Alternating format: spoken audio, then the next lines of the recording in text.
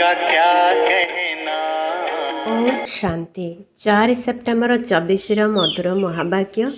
मिठे बाबा कहे, मिठे बच्चे, तुमे माने बेहेद पितांक निकट को विकारी निर्विकारी हेबापाई आसीछ।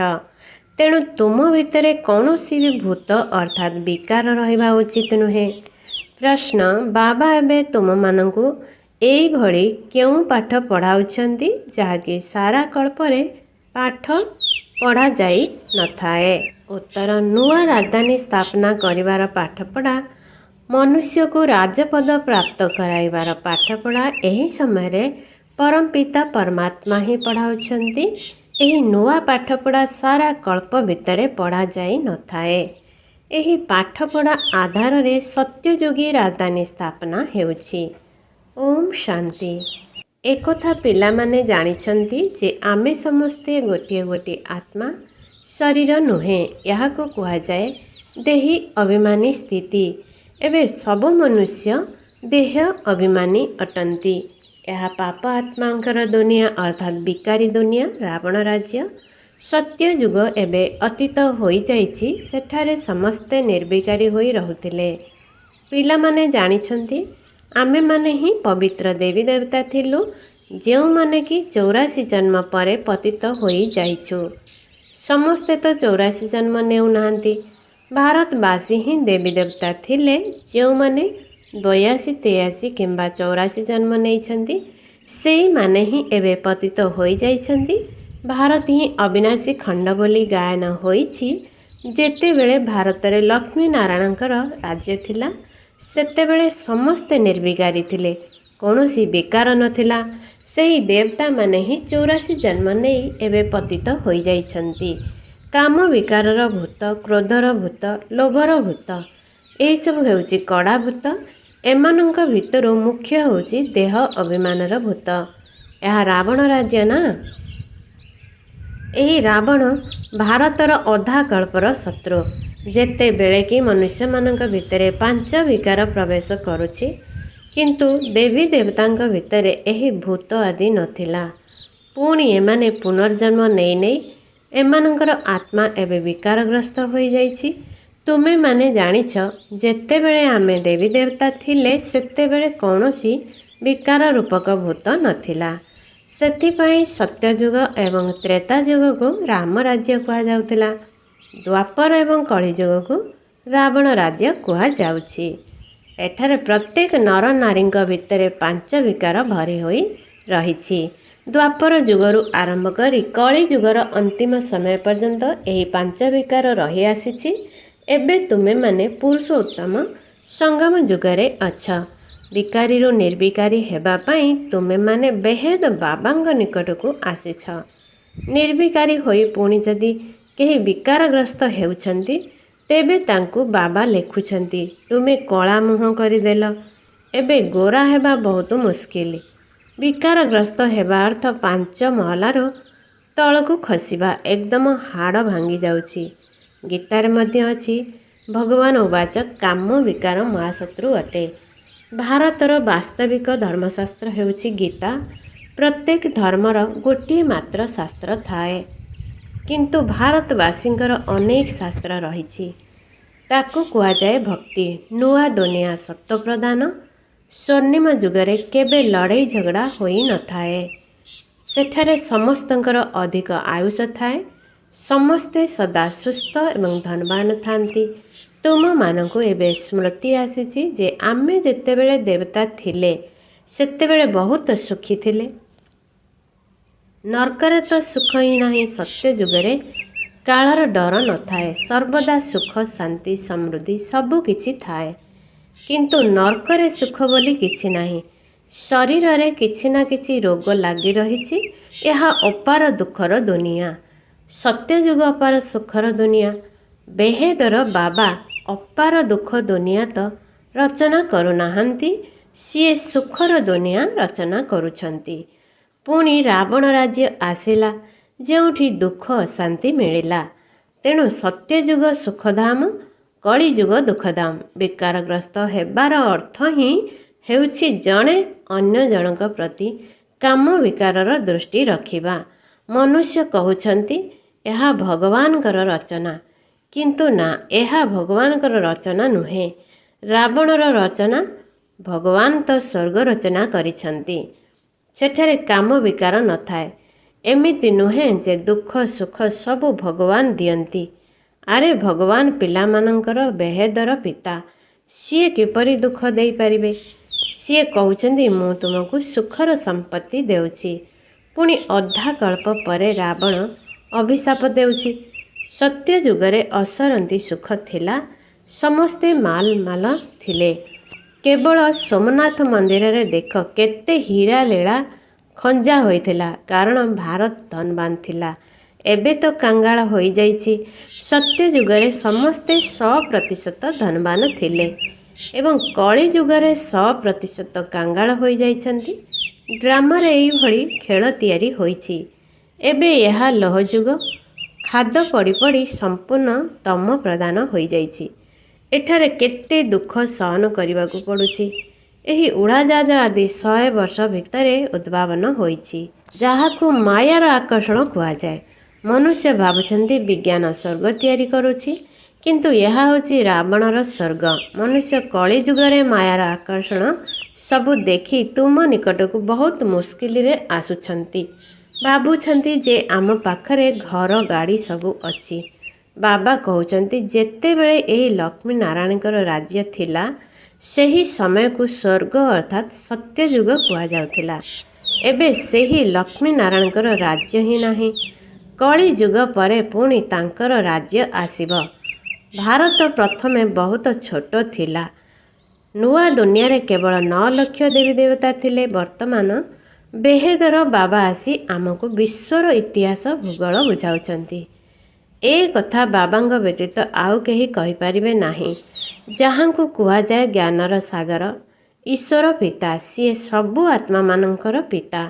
ବାସ୍ତବରେ ଆତ୍ମାମାନେ ଭାଇ ଭାଇ ଅଟନ୍ତି, କିନ୍ତୁ ଶରୀରର ସମ୍ବନ୍ଧରେ ଭାଇ ଭଉଣୀ ଅଟନ୍ତି। ତୁମେ ସବୁ ପ୍ରଜାପିତା ବ୍ରହ୍ମାଙ୍କର ପୋଷ୍ୟ ସନ୍ତାନ। ସବୁ ଆତ୍ମା ତାଙ୍କର ଶିବଙ୍କର ସନ୍ତାନ ଅଟନ୍ତି, ଯାହାଙ୍କୁ ପରମପିତା କୁହାଯାଏ, ଯାହାଙ୍କର ନାମ ଶିବ। ବାସ୍, ବାବା କହୁଛନ୍ତି ମୋର ନାମ କେବଳ ହିଁ ଶିବ ଅଟେ। କିନ୍ତୁ ଭକ୍ତି ମାର୍ଗରେ ମନୁଷ୍ୟ ବହୁତ ମନ୍ଦିର ତିଆରି କରିଲେ ଏବଂ ନାମ ମଧ୍ୟ ବହୁତ ରଖିଲେ।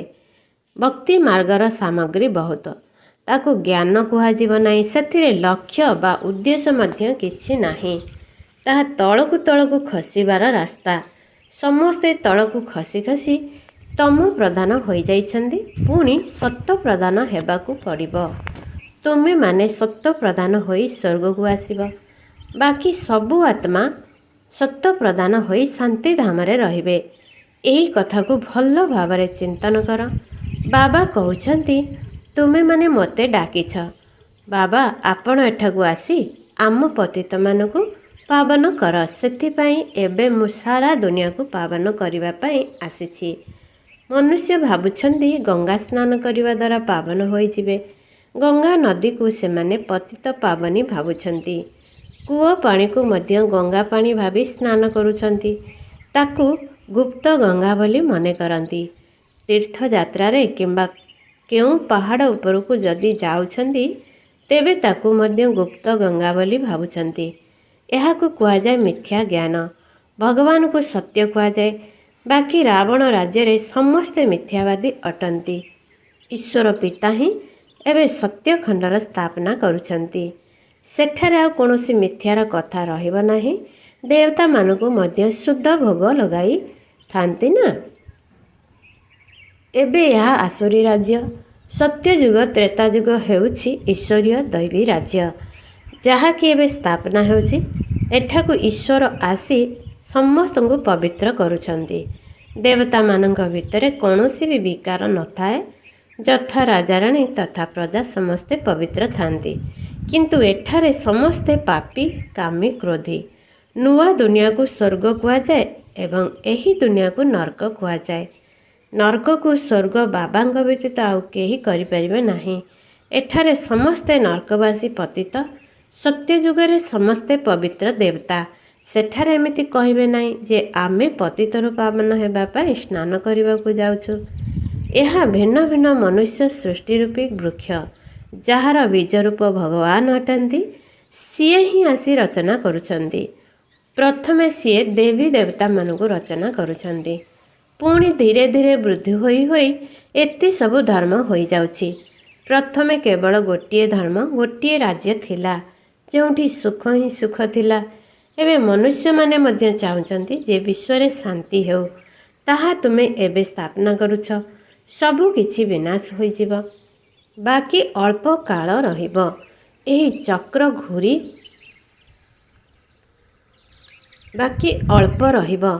ଏହି ଚକ୍ର ଘୂରି ଚାଲିଛି।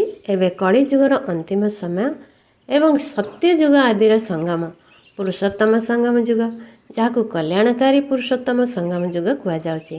କଳି ଯୁଗ ପରେ ସତ୍ୟ ଯୁଗର ସ୍ଥାପନା ହେଉଛି। ତୁମେମାନେ ଏହି ସଙ୍ଗମରେ ଆସି ପାଠ ପଢ଼ୁଛ, ପୁଣି ତା'ର ଫଳ ସତ୍ୟ ଯୁଗରେ ମିଳିବ। ତେଣୁ ଏଠାରେ ଯେତେ ପବିତ୍ର ହେବ ଏବଂ ପାଠ ପଢ଼ିବ, ସେତେ ଉଚ୍ଚ ପଦ ପ୍ରାପ୍ତ କରିବେ। ଏହିଭଳି ପାଠ ଆଉ କେଉଁଠି ପଢ଼ାଯାଏ ନାହିଁ।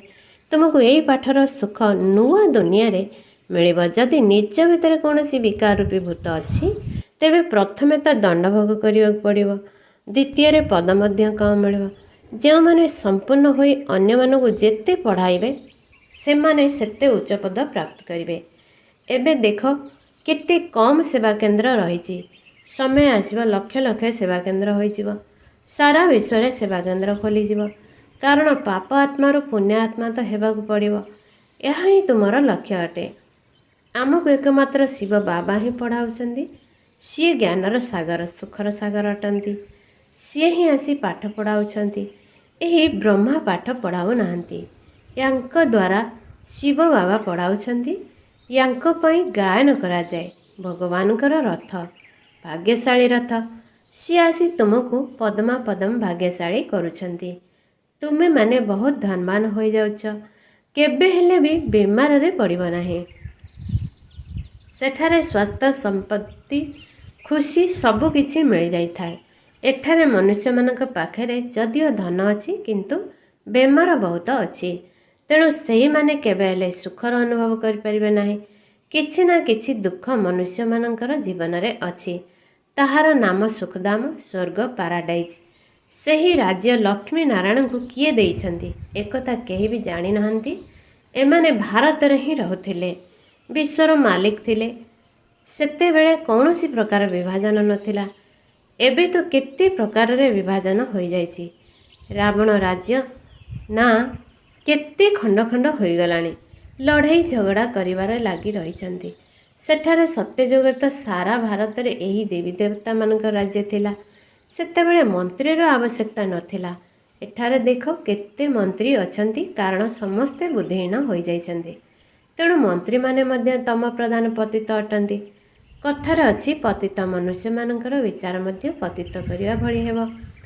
ସେଥିପାଇଁ ଅଧିକରୁ ଅଧିକ କାଙ୍ଗାଳ ହୋଇ ଚାଲିଛନ୍ତି, କରଜ ନେଇ ଚାଲିଛନ୍ତି। ସତ୍ୟ ଯୁଗରେ ତ ଶସ୍ୟ, ଫଳ ଆଦି ବହୁତ ସ୍ୱାଦିଷ୍ଟ ହୋଇଥାଏ।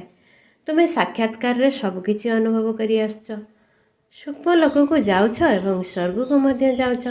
ସୃଷ୍ଟିଚକ୍ର କିପରି ଘୁରୁଛି, ବାବା ତା'ର ରହସ୍ୟ ଏବେ ବୁଝାଉଛନ୍ତି। ପ୍ରଥମେ ଭାରତରେ ଏକମାତ୍ର ଦେବୀ ଦେବତା ଧର୍ମ ଥିଲା। ସେତେବେଳେ ଅନ୍ୟ କୌଣସି ଧର୍ମ ନଥିଲା। ଦ୍ୱାପର ଯୁଗରୁ ରାବଣ ରାଜ୍ୟ ଆରମ୍ଭ ହେଉଛି। ଏବେ ବିକାରୀ ପତିତ ଦୁନିଆ, ପୁଣି ତୁମେମାନେ ପବିତ୍ର ହୋଇ ନିର୍ବିକାରୀ ଦେବତା ହେଉଛ। ଏହା ବିଦ୍ୟାଳୟ ମଧ୍ୟ ଅଟେ। ଭଗବାନ ଉବାଚ, ମୁଁ ତୁମ ପିଲାମାନଙ୍କୁ ରାଜଯୋଗ ଶିଖାଉଛି। ତୁମେ ଭବିଷ୍ୟତରେ ଏହିଭଳି ଦେବୀ ଦେବତା ହେବ। ରାଜତ୍ୱର ଜ୍ଞାନ ଆଉ କେଉଁଠାରେ ମିଳେ ନାହିଁ। କେବଳ ବାବା ହିଁ ରାଜଯୋଗର ପାଠ ପଢ଼ାଉଛନ୍ତି ଏବଂ ନୂଆ ଦୁନିଆର ରାଜଧାନୀ ଦେଉଛନ୍ତି। ପରମ ପିତା, ପରମ ଶିକ୍ଷକ, ପରମ ସଦ୍ଗୁରୁ ଏକମାତ୍ର ଶିବ ବାବା ହିଁ ଅଟନ୍ତି। ସିଏ ଆମ ସମସ୍ତଙ୍କର ପିତା। ତେଣୁ ନିଶ୍ଚିନ୍ତ ତାଙ୍କଠାରୁ ସମ୍ପତ୍ତି ମିଳିବା ଉଚିତ। ତେବେ ଭଗବାନ ନିଶ୍ଚିନ୍ତ ସ୍ୱର୍ଗର ସମ୍ପତ୍ତି ଦେବେ ନା। ରାବଣ ଯାହାକୁ ପ୍ରତିବର୍ଷ ଜଳାଉଛନ୍ତି, ସିଏ ଭାରତର 1 ନମ୍ବର ଶତ୍ରୁ। ରାବଣ ଦେଖ ମନୁଷ୍ୟମାନଙ୍କୁ କିଭଳି ଅସୁର କରିଦେଇଛି, ଯାହାର ରାଜ୍ୟ 2500 ବର୍ଷ ଚାଲୁଛି। ବାବା କହୁଛନ୍ତି, ମୁଁ ତୁମକୁ ସୁଖଧାମର ମାଲିକ କରୁଛି। ପୁଣି ରାବଣ ତୁମକୁ ଦୁଃଖ ଧାମକୁ ନେଇଯାଉଛି। ଆଉ ତୁମର ଆୟୁଷ ମଧ୍ୟ କମିଯାଉଛି। ଅଚାନକ ଅକାଳ ମୃତ୍ୟୁ ହୋଇଯାଉଛି। ଅନେକ ପ୍ରକାରର ରୋଗ ଆଦି ହୋଇ ଚାଲିଛି, କିନ୍ତୁ ସତ୍ୟ ଯୁଗରେ ଏଭଳି କିଛି ହେବ ନାହିଁ। ତା'ର ନାମ ହିଁ ହେଉଛି ସ୍ୱର୍ଗ। ଏବେ ସମସ୍ତେ ନିଜକୁ ହିନ୍ଦୁ କହୁଛନ୍ତି, କାରଣ ପତିତ ହୋଇଯାଇଛନ୍ତି। ତେଣୁ ଦେବତା ବୋଲାଇବାର ଯୋଗ୍ୟ ନୁହନ୍ତି। ବାବା ଏହି ବ୍ରହ୍ମାଙ୍କ ଶରୀର ମାଧ୍ୟମରେ ଆସି ତୁମମାନଙ୍କୁ ବୁଝାଉଛନ୍ତି। ତୁମମାନଙ୍କୁ ପାଠ ପଢ଼ାଇବା ପାଇଁ ୟାଙ୍କ ପାଖରେ ଆସି ବସୁଛନ୍ତି। ଇଏ ବ୍ରହ୍ମା ମଧ୍ୟ ପଢ଼ୁଛନ୍ତି। ଆମେ ସମସ୍ତେ ବିଦ୍ୟାର୍ଥୀ, ଏକମାତ୍ର ବାବା ହିଁ ଶିକ୍ଷକ ଅଟନ୍ତି। ଏବେ ସିଏ ଆମକୁ ପାଠ ପଢ଼ାଉଛନ୍ତି, ପୁଣି 5000 ବର୍ଷ ପରେ ପଢ଼ାଇବେ। ସେ ପର୍ଯ୍ୟନ୍ତ ଏହି ଜ୍ଞାନ, ଏହି ପାଠ ସବୁକିଛି ବିଲୀନ ହୋଇଯିବ। ତୁମେ ବାବାଙ୍କ ଠାରୁ ପାଠ ପଢ଼ି ଦେବତା ହେଲ। 25 ବର୍ଷ ସୁଖର ସମ୍ପତ୍ତି ପ୍ରାପ୍ତ କରିଲ। ପୁଣି ତାପରେ ଦୁଃଖ ଅର୍ଥାତ୍ ରାବଣର ଅଭିଶାପ ମିଳିଲା। ଏବେ ଭାରତ ବହୁତ ଦୁଃଖୀ ହୋଇଯାଇଛି। ସମସ୍ତେ ଡାକୁଛନ୍ତି, ହେ ପତିତ ପାବନ, ଆସ, ଆସି ଆମକୁ ପାବନ କର। ଏବେ ତୁମମାନଙ୍କ ଭିତରେ କୌଣସି ବିକାର ରହିବା ଉଚିତ ନୁହେଁ। କିନ୍ତୁ ଅଧା କଳ୍ପର ବେମାରୀ ଜଲ୍ଦି ଛାଡ଼ୁନାହିଁ। ଦୁନିଆର ପାଠରେ ମଧ୍ୟ ଯିଏ ଭଲ ଭାବରେ ପଢ଼ନ୍ତି ନାହିଁ, ଫେଲ୍ ହୋଇଯାଆନ୍ତି। ଆଉ ଯେଉଁମାନେ ସମ୍ମାନର ସହିତ ପାସ୍ କରନ୍ତି, ସେମାନଙ୍କୁ ବୃତ୍ତି ମିଳିଥାଏ। ସେହିଭଳି ତୁମମାନଙ୍କ ଭିତରେ ମଧ୍ୟ ଯିଏ ଭଲ ଭାବରେ ପଢ଼ି ନିଜେ ପବିତ୍ର ହେବା ସହିତ ଅନ୍ୟକୁ ପବିତ୍ର କରାଉଛନ୍ତି, ସିଏ ବାବାଙ୍କ ଠାରୁ ପୁରସ୍କାର ନେଉଛନ୍ତି। ମାଳା ହେଉଛି 8 ରତ୍ନର। ସେମାନେ ହିଁ ସମ୍ମାନର ସହିତ ଉତ୍ତୀର୍ଣ୍ଣ ହେଉଛନ୍ତି। ପୁଣି ତାପରେ 108ର ମାଳା ତିଆରି ହେଉଛି। ସେହି ମାଳାକୁ ମଧ୍ୟ ସ୍ମରଣ କରାଯାଏ, ଯାହାର ରହସ୍ୟକୁ ମନୁଷ୍ୟମାନେ ଜାଣିନାହାନ୍ତି। ମାଳାର ଉପର ଭାଗରେ ଫୁଲ ଥାଏ, ପୁଣି ତା'ର 2 ପାର୍ଶ୍ୱରେ ମେରୁଦାନା ଥାଏ। କାରଣ ସ୍ତ୍ରୀ ଏବଂ ପୁରୁଷ ଉଭୟ ପବିତ୍ର ହେଉଛନ୍ତି ନା। ଏହି ଦେବୀ ଦେବତାମାନେ ମଧ୍ୟ ପବିତ୍ର ଥିଲେ, ନିଜକୁ ସ୍ୱର୍ଗବାସୀ ବୋଲି କହୁଥିଲେ। ସେହି ଆତ୍ମାମାନେ ପୁଣି ପୁନର୍ଜନ୍ମ ନେଇ ନେଇ ଏବେ ପତିତ ହୋଇଯାଇଛନ୍ତି। ପୁଣି ପବିତ୍ର ହୋଇ ପବିତ୍ର ଦୁନିଆକୁ ଯିବେ। ବିଶ୍ୱ ଇତିହାସ ଭୂଗୋଳର ପୁନରାବୃତ୍ତି ହୋଇ ଚାଲିଛି ନା। ଭିକାରୀ ରାଜାମାନେ ନିର୍ବିକାରୀ ରାଜାମାନଙ୍କର ମନ୍ଦିର ତିଆରି କରି ସେମାନଙ୍କର ପୂଜା କରୁଛନ୍ତି। ସେହିମାନେ ହିଁ ପୁଣି ପୂଜ୍ୟରୁ ପୂଜାରୀ ହେଉଛନ୍ତି। ଭିକାରୀ ହେବା ଦ୍ୱାରା ସେହି ପବିତ୍ରତାର ମୁକୁଟ ମଧ୍ୟ ରହୁନାହିଁ। ଏହିଭଳି ହିଁ ଖେଳ ତିଆରି ହୋଇଛି। ଏହା ହେଉଛି ବେଦର ଆଶ୍ଚର୍ଯ୍ୟମୟ ଡ୍ରାମା। ପ୍ରଥମେ ଗୋଟିଏ ଧର୍ମ ଥାଏ, ଯାହାକୁ ରାମରାଜ୍ୟ କୁହାଯାଉଥିଲା। ପୁଣି ଧୀରେ ଧୀରେ ଅନ୍ୟ ଧର୍ମର ଆତ୍ମାମାନେ ଆସିଲେ। ଏହି ସୃଷ୍ଟିର ଚକ୍ର କିପରି ଘୂରି ଚାଲିଛି, ତାହା ଏକମାତ୍ର ବାବା ହିଁ ବୁଝାଇ ପାରିବେ। କାରଣ ଭଗବାନ ତ ଜଣେ। ଆଚ୍ଛା, ମିଠେ ମିଠେ ଶିକିଲାଦେ ସନ୍ତାନମାନଙ୍କ ପ୍ରତି ମାତା ପିତା ବାପଦାଦାଙ୍କର ମଧୁର ସ୍ନେହ ସମ୍ପନ୍ନ ଶୁଭେଚ୍ଛା ଏବଂ ସୁପ୍ରଭାତ। ଆତ୍ମିକ ପିତାଙ୍କର ଆତ୍ମିକ ସନ୍ତାନମାନଙ୍କୁ ନମସ୍ତେ। ଆତ୍ମିକ ସନ୍ତାନମାନଙ୍କର ଆତ୍ମିକ ମାତା ପିତାଙ୍କୁ ନମସ୍ତେ, ନମସ୍ତେ, ନମସ୍ତେ। ଧାରଣା ପାଇଁ ମୁଖ୍ୟ ସାର। 1. ସ୍ୱୟଂ ଭଗବାନ ଶିକ୍ଷକ ହୋଇ ପାଠ ପଢ଼ାଉଛନ୍ତି, ସେଥିପାଇଁ ଭଲ ଭାବରେ ପାଠ ପଢ଼ିବାକୁ ହେବ। ପାଠ ପଢ଼ାରେ ବୃତ୍ତି ନେବା ପାଇଁ ନିଜେ ପବିତ୍ର ହୋଇ ଅନ୍ୟକୁ ପବିତ୍ର କରିବାର ସେବା କରିବାକୁ ହେବ। 2. ନିଜ ଭିତରେ କାମ, କ୍ରୋଧ ଇତ୍ୟାଦିର ଯେଉଁ ସବୁ ଭୂତ ରହିଛି, ସେସବୁକୁ ବାହାର କରିଦେବାକୁ ହେବ। ନିଜର ଲକ୍ଷ୍ୟ ଏବଂ ଉଦ୍ଦେଶ୍ୟକୁ ସମ୍ମୁଖରେ ରଖି ପୁରୁଷାର୍ଥ କରିବାକୁ ହେବ। ବରଦାନ: ମାୟାର ଛାୟାରୁ ବାହାରି ଯୋଗର ଛତ୍ରଛାୟା ତଳେ ରହୁଥିବା ଚିନ୍ତାମୁକ୍ତ ସମ୍ରାଟ ହୁଅ। ଯେଉଁମାନେ ସର୍ବଦା ବାବାଙ୍କର ସ୍ମୃତିରେ ଛତ୍ରଛାୟା ତଳେ ରହୁଛନ୍ତି, ସେମାନେ ନିଜକୁ ସର୍ବଦା ସୁରକ୍ଷିତ ଅନୁଭବ କରୁଛନ୍ତି। କାରଣ ମାୟାର ଛାୟାରୁ ରକ୍ଷା ପାଇବାର ଉପାୟ ହେଲା ବାବାଙ୍କର ଛତ୍ରଛାୟା। ଏହି ଛତ୍ରଛାୟା ତଳେ ରହୁଥିବା ଆତ୍ମା ସର୍ବଦା ଚିନ୍ତାମୁକ୍ତ ହୋଇଥାଏ।